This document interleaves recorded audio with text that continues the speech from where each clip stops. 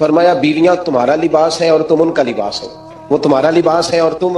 اللہ اکبر، کیسا خوبصورت لفظ قرآن پاک نے. ہن لباس لکم وانتم لباس لہن. فرمایا وہ تمہارا لباس ہے اور تم. سمجھ آ رہی ہے نا جی بات کی؟ وہ تمہارا لباس ہے اور تم ان کا لباس ہو. تین خوبیاں تو ہر لباس میں ہوتی ہیں. تین چیزوں کے لیے لباس پہنا جاتا ہے. تین چیزیں، تین قسم کی آسائشیں لباس میں پائی جاتی ہیں. اس پر تو تمام مفسرین کا اتفاق ہے. سب سے پہلی چیز، لباس جو ہوتا ہے وہ بندے کو گرمی اور سردی سے بچاتا ہے. سخت سردی میں لباس لے لیں تو بندہ سردی سے بچ جاتا ہے. اس کا مطلب یہ ہوا کہ میاں بیوی ایک دوسرے کا لباس ہے.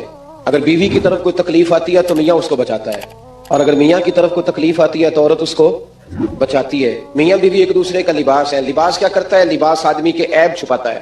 اس کے وجود پر کتنے دھبے ہیں، کتنے نشان ہیں، وہ سارے چھپا لیتا ہے لباس. میاں بیوی ایک دوسرے کے عیب چھپانے والے ہوتے ہیں، عیب بتانے والے. رونا رونے والے نہیں ہوتے کہ بی بی جب بھی میکے گئی اس نے جا کے رونا شروع کر دیا، اتنی میں تانگو دوسرا ہے ہی کوئی نہیں. اور خامد صاحب جب بھی ملے انہوں نے ایک ہی راگ الاپنا شروع کر دیا کہ میری کیا بات تھی، مجھے مل کیا گیا ہے، میں کیا تھا، میرے ساتھ ہوا کیا ہے. تو لباس ہیں، ایک دوسرے کا عیب چھپائیں گے. بولیے، ایک دوسرے کا عیب چھپائیں گے، ایک دوسرے کی غلطیوں کی پردہ پوشی کریں گے. اور تیسرا، لباس کا کیا مقصد ہوتا ہے؟ لباس شخصیت کا آئینہ دار ہوتا ہے.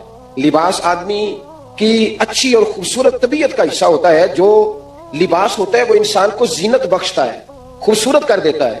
داڑھی والا آدمی ننگے سے پھرے تو خوبصورت نہیں لگتا، ٹوپی پہن لے تو بڑا پیارا لگتا ہے. ٹوپی پہنے تو بڑا، اور اگر امامہ باندھ لے تو نور نالا نور ہونا شروع ہو جاتا ہے. اللہ کرے آپ خوش ہو جائیں، آمین تو کہہ دیں. اور اللہ کرے فجر کی نماز آپ امامہ باندھ کی پڑھ لیں، آمین تو کہیں. چلو کوئی جنہ دی داڑھی نہیں ہونا رکھنی چاہیے، جنہ دی نہیں ہونا نو موضوع نہیں تھا، پر ہماری بھی مجبوری ہے، داڑھی آئی جاتی ہے، ہر موضوع میں شامل ہو جاتی ہے، رکھنی چاہیے. سب یاد رکھیں، لباس آدمی کو زینت دیتا ہے. قرآن مجید کے لفظوں پہ غور کرو. اگر تو شادی کے بعد بیوی کے آنے کی وجہ سے خامد کو سکون نہیں ملا تو اس کا مطلب ہے اس نے گھر کو زینت نہیں دی. اور اگر شادی کے بعد اس بچی کو تحفظ نہیں ملا، اس کو اپنے گھر کے اندر سکون نہیں ملا، تو اس کا مطلب ہے خامد نے اسے زینت، اس لباس نے زینت نہیں دی. میاں بیوی ایک دوسرے کا لباس ہے. اس مقدس رشتے کو اسلام نے باندھا، اور لباس کہہ کے باندھا. میرے رسول کریم علیہ الصلوۃ والسلام نے پہلے تو خارجی لوگوں کو منع کیا ہے. میری ذاتی رائے یہ ہے کہ میاں بیوی کی ذاتی لڑائی کوئی بھی نہیں ہوتی. ذاتی لڑائی، میری باتوں کی سمجھ تو آ رہی ہے نا آپ دوستوں؟ کوئی نہیں آ رہی؟ اللہ جزا دے. آپ میاں بیوی کی ذاتی لڑائی کوئی نہیں ہوتی. ہوتا پتہ کیا ہے؟ لڑکے سے پوچھیں کہ بتائے جناب کیا حال ہے، تو کہتے ہیں بیوی میری صحیح ہے، اس کے گھر والے نہیں صحیح. سنا آپ نے بھی کبھی یہ لفظ؟ تو اسی طریقے سے اگر لڑکی سے پوچھیں کہ تیرا کیا حال ہے، تو کہتی ہے خامن تو میرا دھیان رکھتا ہے، اس کی اماں نہیں خیال رکھنے دیتی. تو لڑائی جو ہوتی ہے وہ تیسرے آدمی کی وجہ سے ہوتی ہے. تیری اماں آئی تھی تو اس طرح کہہ گئی، تو تیرا بھائی آ گیا تھا تو وہ یہ کہہ گیا، تیسرے فرد کی وجہ سے. میرے نبی کریم علیہ الصلوۃ والسلام نے تیسرے بندے کو سمجھایا ہے، تیسرے فرد کو حضور نے سمجھایا ہے. نبی پاک علیہ الصلوۃ والسلام نے فرمایا خبردار، ماں، بھائی، بیٹا، باپ سارے لحاظ کریں، بچنے دیں میاں بیوی. اگر شادی کر دیا تو ان کو سکون سے رہنے دو. تم دو جملے کہہ کے چلے گئے، کوئی عیب نکال کے جو چھپا ہوا تھا خامن کی نظر میں وہ نکال کے بتا دیا کہ تیری بیوی یہ کام بھی کرتی ہے. اب تم تو ہٹ گئے وہ بات کہہ کے. اب انہوں نے اکٹھے رہنا ہے. ان کی زندگی مصیبت کا شکار ہو گئی، آزمائش میں آ گئے وہ دونوں. ساری زندگی کرتے رہے. ایک عیب نکال کے لڑکی کے گھر والے لڑکے کا اسے بتا کے چلے گئے تیرے خامد میں یہ عیب پایا جاتا ہے. وہ ساری زندگی کرتے رہیں گے، تکلیف میں رہیں گے. انہوں نے تو اکٹھے رہنا ہے. بتانے والا چلا گیا. میرے رسول کریم صلی اللہ علیہ وسلم فرماتے ہیں لعنتی ہے وہ شخص، لعنتی ہے وہ شخص. یا رسول اللہ کون سا؟ فرمایا جو بیوی کو مرد کے خلاف اکساتا ہے اور مرد کو بیوی کے خلاف اکساتا ہے، وہ لعنتی ہے، ملعون ہے، رحمت الہی سے دور ہے وہ شخص. انہیں قریب کرنے کی کوشش کر، تو ان کے اندر محبت پیدا کرنے کی کوشش کر. میرے نبی کریم علیہ الصلوۃ والسلام نے جب حضرت سیدہ فاطمہ الزہرا رضی اللہ تعالی عنہا اور جناب سیدنا علی المرتضی رضی اللہ تعالی عنہ کی شادی کی، تو نبی پاک نے دونوں کے سر جوڑے اور دونوں کے درمیان محبت کی دعا فرمائی.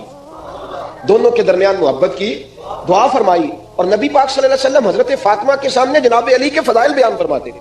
اور جناب علی آتے تو نبی پاک فرماتے فاطمہ تو میرے وجود کا حصہ ہے، وہ تو میرے جگر کا ٹکڑا ہے.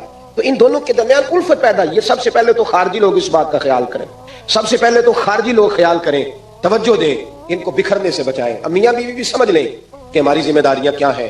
مسند امام احمد بن حنبل میں حضرت ابو درداء رضی اللہ تعالیٰ عنہ سے حدیث مروی ہے. نبی کریم صلی اللہ علیہ وسلم کی بارگاہ میں ایک خاتون نے آ کے عرض کیا، یا رسول اللہ صلی اللہ علیہ وسلم مجھے بتلائیے خامن کا حق کیا ہے. یہ جو حدیث سنانے لگا ہوں نا، یہ بیٹی کو سنانی ہے، جا کے یہ ٹیلی فون کر کے بہن کو سنانی ہے.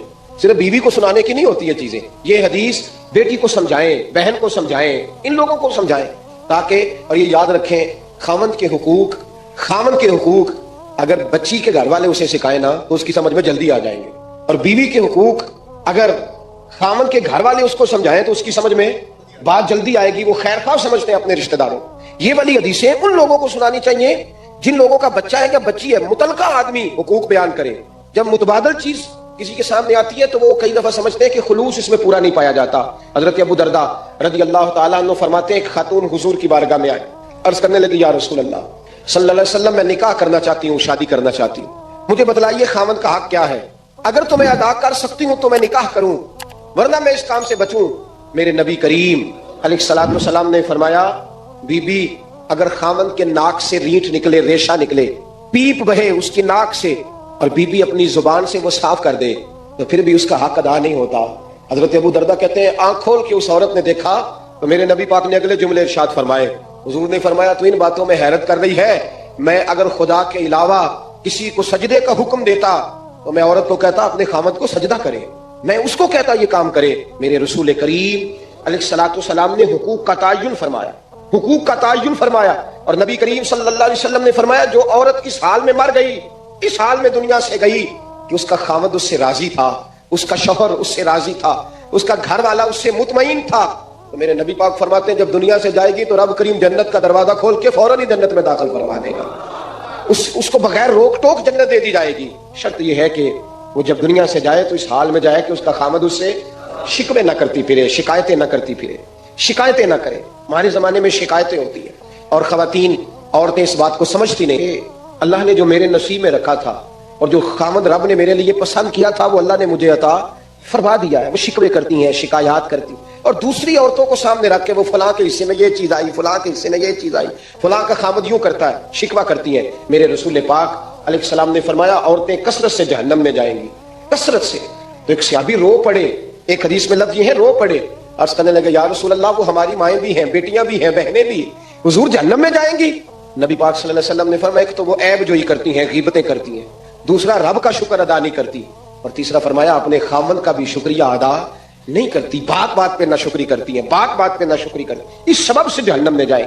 عورت کے حقوق کا تعین فرمایا, اور ساتھ ہی میرے رسول پاک علیہ السلام نے مرد کی طرف توجہ فرمائی, اور کیا خوبصورت لفظ ارشاد فرمائے, فرمایا تم میں ہر آدمی اپنے آپ کو اچھا سمجھتا اور اچھا کہتا ہے, ہر آدمی کہتا ہے, لیکن کوئی اگر مجھے آ کے پوچھے گا کہ محبوب آپ کی امت میں اچھا کون ہے, تو حضور فرماتے ہیں میں اسے اچھا سمجھوں گا جو اپنے گھر والوں کے حق میں اچھا ہے, جو اپنی بیوی خیرکم لأہلہ, تم میں سے بہترین وہ ہے جو اپنے گھر والوں کے لیے اچھا ہے. اور فرمایا جاؤ میرے گھر جا کے پوچھ لو, وانا خیرکم لأہلہ, میں تم سب سے زیادہ بڑھ کر اپنے گھر والوں کے لیے اچھا ہوں. تم میں بہترین وہ ہے جو اپنے گھر والوں کے لیے, بال بچوں کے لیے, بیوی کے لیے اچھا ہے. رسول کریم علیہ الصلوۃ والسلام نے خاوند کو حکم دیا اور ارشاد فرمایا کہ عورت ٹیڑھی لکڑی ہے, بیچاری کو اللہ نے عقل پوری نہیں دی. ایک بچہ چھوٹا ہوتا ہے, ہمیں پتہ ہوتا ہے کہ اس کا شعور پورا نہیں, اگر کوئی غلطی کرے تو کیا اسے نکال دیا جاتا ہے گھر سے؟ بولے چھوٹا بچہ ہے, اس کو کئی دفعہ بڑا نقصان کر دیتا ہے, آپ کیا کہتے ہیں؟ اسے مارتے ہیں, کلاڑی لے آتے ہیں اس کے لیے. اس طرح کرنا چاہیے, اس کے ابے کو بلا لینا چاہیے, بےزتی کرنی چاہیے پنچایت میں بٹھا کے کہ یہ غلطی کی ہے تیرے بچے نے. بھائی دادا یہ کام کرتا ہے؟ بولے نا, کیوں نہیں کرتا؟ وہ کہتا ہے ہمارا بچہ نہ سمجھ ہے, اپنا پوتا ہے, ہمارا اپنا ہے, اگر ہم اس کا باہر نکالیں گے تو بڑا کام غلط ہو جائے. لیکن وہی ابا جی جب بہو کوئی غلطی کر بیٹھتی ہے تو پنچایت بلاتے ہیں, لوگوں کے سامنے معاذ اللہ تعالیٰ بڑی کڑوی کسیلی باتیں کرتے ہیں, ایسی باتیں کرتے ہیں کہ جو ان کی بیٹی کے بارے میں کہی جائے تو وہ کبھی پسند نہ کریں. اتنے سخت جملے کہے جاتے ہیں, بیٹی والے کو رسوا کیا جاتا ہے.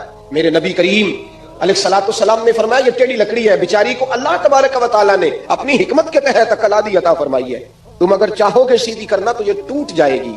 جب عورت نکلتی ہے, جب وہ گھر سے نکلتی ہے, میرے حبیب کریم علیہ السلام نے فرمایا عورت چھپانے کی چیز ہے, چھپانے کی چیز ہے, چھپانے کی یہ قیمتی ہے, یہ خزانہ ہے, اسے چھپا کے رکھو. فرمایا جب یہ گھر سے نکلتی ہے, فرمایا اور کوئی دیکھے نہ دیکھے شیطان اسے دیکھتا ہے, شیطان وسوسہ اندوزی کرتا ہے, شیطان اسے دیکھتا ہے. اور حبیب کریم سید عالم صلی اللہ تعالیٰ علیہ وسلم جب بات کرتے تھے, جب لفظ بیان کرتے تھے, محتاج جملے بولتے تھے, بڑا کم, رحمت للعالمین نبی کی زبان سے بڑا کم سخت جملے نکلتے تھے.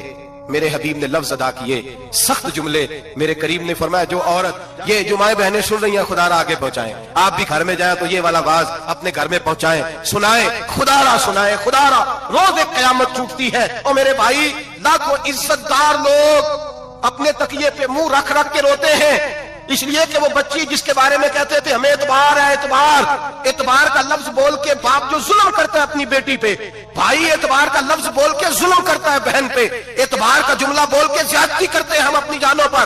حضرت جنید بغدادی صوفیاء کے سرخیل صوفیاء کے، ان سے ایک شخص کہنے لگا مجھے بیٹی پہ اعتبار ہے، میں اس کو فلاں جگہ داخل نہ کرا دوں، پڑھ لے. آپ فرمانے لگے تجھے اعتبار ہے تو کیا اللہ کے رسول کو اعتبار نہیں تھا؟ یہ تمہیں کیسا لفظ بولا؟ تجھے اعتبار ہے، نبی پاک کو نہیں تھا؟ میرے محبوب کے پاس حضرت عائشہ صدیقہ بیٹھی تھی، اور وہ بی بی جس کو قرآن کہتا ہے لستن کاحد من النساء، تمہارے جیسی دوسری کوئی ہو سکتی نہیں. میرے محبوب کے پاس حضرت حفصہ بیٹھی تھی، جناب سودا بیٹھی تھی. اس سے بڑھ کر بھی کسی کو اعتبار ہوگا جن کو قرآن کہتے ہیں جیسی دوسری ہو ہی نہیں سکتی. حضرت عبداللہ بن مکتوم نابینا سے ابھی آئے. او بھائی نابینا، دل کی آنکھیں کھول کے سنو، نابینا سے ابھی نابینا آنکھوں سے نظر نہیں آتا. حضور کی بارگاہ میں آئے، مجھے اعتبار ہے بیٹی پہ، مجھے اعتبار ہے. سندل کی بنی ہوئی بیٹی ہے، حور ہے تیری بیٹی، اس کے قریب گناہ نہیں جاتا. یہ تو زیادتی کر رہا ہے اپنی بیٹی پہ، یہ جملہ بول کے تو ظلم کر رہا ہے. تو ظالم اور فاجر ہو گیا جب تو نے یہ کہا کہ مجھے اعتبار ہے. میرے حبیب پاک سے بڑھ کر کس کو اعتبار ہوگا؟ میرے کریم رسول سید عالم نور مجسم صلی اللہ تعالی علیہ وسلم نے فرمایا، حضرت عائشہ تھی، حضرت حفصہ تھی، حضرت سودا تھی. عبداللہ ابن مکتوم نابینا آئے تو میرے نبی نے فرمایا بیبیوں پردہ کرو. بیبیوں بول کے بتائیے، بیبیوں سارے بولیے، بیبیوں. اللہ کرے یہ آواز گونج جائے پورے معاشرے میں، بیبیوں. میرے نبی نے جملہ کہا بیبیوں پردہ کر لو، پردہ کرو، نظریں جھکاؤ، نقاب اوڑھو. ایک زوجہ بولی حضور انہیں تو نظر نہیں آتا، وہ تو بیچارے نابینے ہیں. ترمذی میں حبیب پاک کے لفظ سنیے، یا رسول اللہ انہیں تو نظر نہیں آتا. میرے رسول نے فرمایا تمہیں تو نظر آتا ہے نا، تم تو اندھی نہیں نا. وہ ایک مرد آیا ہے، وہ ایک صحابی آیا ہے، تمہیں تو نظر آتا ہے، تمہاری آنکھیں تو ہے، اسے فتنہ آئے نہ آئے تمہیں نظر آتا ہے. خبردار پردہ کرو، آنکھیں جھکاؤ، چہروں پہ نقاب ڈالو. حضرت جنید بغدادی فرمانے لگے اگر میرے رسول پاک اپنی ازواج کو کہتے ہیں پردہ کرو اور تو کہتا ہے مجھے اعتبار ہے، اگر نبی پاک اپنی بیٹی حضرت فاطمہ کو کہتے ہیں پردہ کر، تو کہتا ہے مجھے اعتبار ہے. جناب جنید بغدادی مزید بولے، آپ فرمانے لگے اگر حسن بصری پڑھانے والا ہو، رابعہ بصری پڑھنے والی ہو، اور بیچ میں قرآن پاک پڑھا ہوا ہو، پڑھانے والا حسن بصری، پڑھانے والے حسن بصری جنہوں نے مولا علی شیر خدا کی صحبت پائی، جنہوں نے ام المومنین حضرت ام سلمہ کے گھر میں پرورش پائی. فرمایا پڑھانے والا حسن بصری، پڑھنے والی رابعہ بصری. وہ بی بی جو دعا مانگے تو اللہ مردہ اونٹ کو زندہ فرما دے. فرمایا پڑھانے والا حسن بصری ہو، پڑھنے والے رابعہ بصری ہو، اور جو پڑھا جائے وہ قرآن ہو. فرمایا قسم اللہ کی عزت کی میں پھر بھی انہیں پڑھنے پڑھانے کی اجازت نہیں دیتا، میں پھر بھی انہیں تنہائی میں بیٹھنے کی اجازت نہیں دیتا، میں پھر بھی انہیں اکیلے رہنے کی اجازت نہیں دیتا. اس لیے کہ یہ حسن بصری ہیں اور منع کرنے والے امام الانبیاء ہیں، اس لیے کہ یہ رابعہ بصری ہیں اور منع کرنے والے سید الرسل ہیں. خبردار پھر بھی اجازت نہیں. میرے نبی کریم علیہ السلام بولے، حضور کی بارگاہ میں صحابہ نے عرض کیا کہ یا رسول اللہ صلی اللہ علیہ وسلم اگر کوئی نیک آدمی کسی نیک عورت کے ساتھ بے پردہ ہو، نیک آدمی وہ پیر گناہگار نہیں جس کے پاس بیویاں جاتی ہیں، وہ گناہگار نہیں، وہ تو مجرم ہے. وہ خالی گناہگار نہیں، وہ تو پاپی ہے. وہ خالی گناہگار نہیں، وہ تو دین کا ڈاکو ہے، ڈاکو وہ تو فاسق ہے، وہ تو دین کی حدیں توڑنے والا ہے. وہ تو اس کو تو گھسیٹا جائے گا قیامت کے دن. جو عورتوں سے بے پردہ ملتا تو گھسیٹا جائے گا. لیکن سوال یہ ہے وہ خامد کدھر ہوتا ہے جس کی بیوی پیر کے پاس اکیلی جاتی ہے؟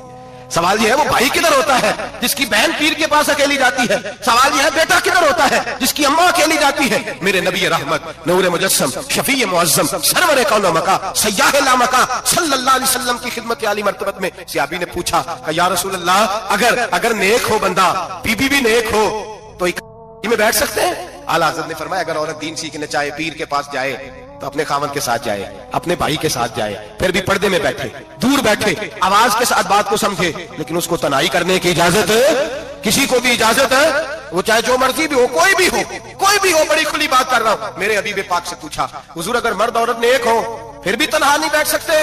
میرے محبوب نے فرمایا اگر زکریا کے بیٹے یحییٰ ہو اور عیسیٰ کی والدہ مریم ہو تو پھر بھی میں انہیں تنہا رہنے کی اجازت نہیں دیتا، پھر بھی انہیں تنہا رہنے کی میں اجازت نہیں دیتا، پھر بھی اجازت نہیں ہے. جب میرے رسول پاک صلی اللہ علیہ وسلم نے اتنی پابندی لگا دی، جب بات حضرت حسن بصری اور رابعہ بصری کی آ گئی، جب بات جناب مریم سلام اللہ علیہا اور جناب سیدنا زکریا علیہ السلام کی آ گئی، جب یہاں تک بات پہنچ گئی تو پھر تو ماڈرن ہے، پھر تو زیادہ اعتبار والا ہے کہ تیری بیٹی یونیورسٹی ڈرائیور کے ساتھ جاتی ہے، پھر تو نے کہاں سے وہ اس کے اندر نور بھر دیا ہے کہ تیری بیٹی اکیلی گھومتی ہے، پھر کہاں تو نے یہ بات سمجھ لیا ہے کہ تیری بچی جہاں مرضی تنہا رہتی ہے؟